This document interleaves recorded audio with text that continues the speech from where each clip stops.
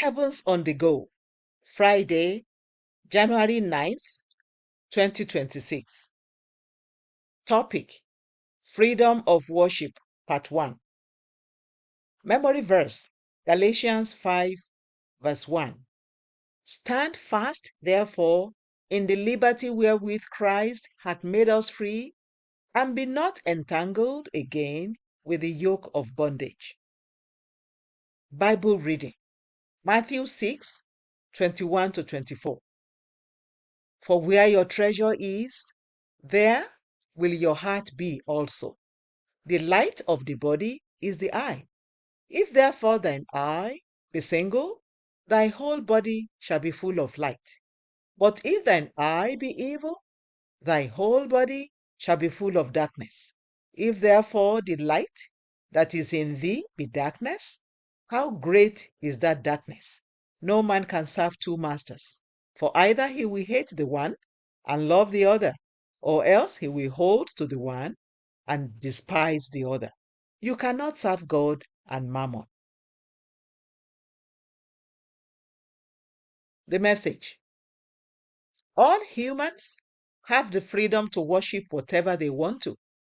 Even in countries where people are restricted from worshiping publicly, nobody can restrict anyone from worshiping his or her God privately. This freedom to worship has been given by God.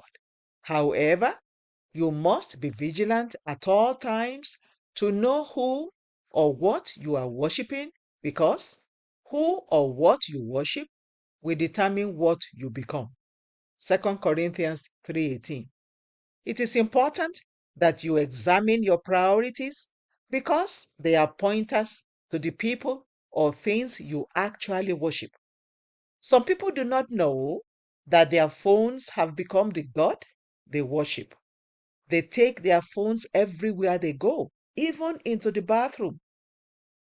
Their eyes are always glued to their phones as they spend hours browsing through them.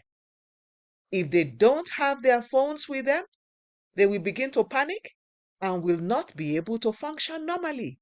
Sadly, this God often leads them into anxiety, depression, and many health challenges. What you give your attention and resources to eventually shapes your values, thoughts, and behavior. If your focus is primarily on material possessions, your social status, or even other people's opinions, they can easily become idols in your life. You must examine yourself regularly to know the things or people that mostly occupy your thoughts and what you exert most of your energy on. If these things or people are not aligned with your purpose in Christ, then you need to take heed lest you fall. 1 Corinthians 10:12. Another subtle yet common object of worship these days is work. Many Christians allow themselves to be trapped in the circle of work such that they neglect their health, families, and walk with God. I know the value of hard work, so I work very hard and encourage people to do the same.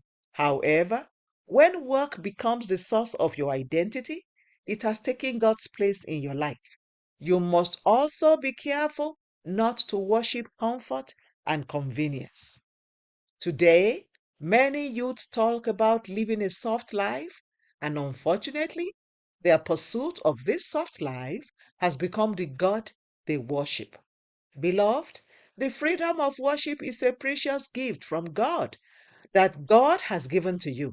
However, you must use it to worship Him alone.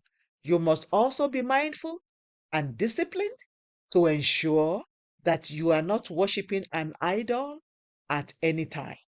Keep your total focus on God at all times, and He will reward you with His grace and peace. Action point: sincerely assess your current priorities to determine whether anything or anyone is competing with God's place in your life. Bible reading in 1 year, Genesis 29 to 31. Hymn for today, I am thine, O Lord. The Open Heavens is written by Pastor E.A. Adeboye, the General Overseer of the Redeemed Christian Church of God. God bless you.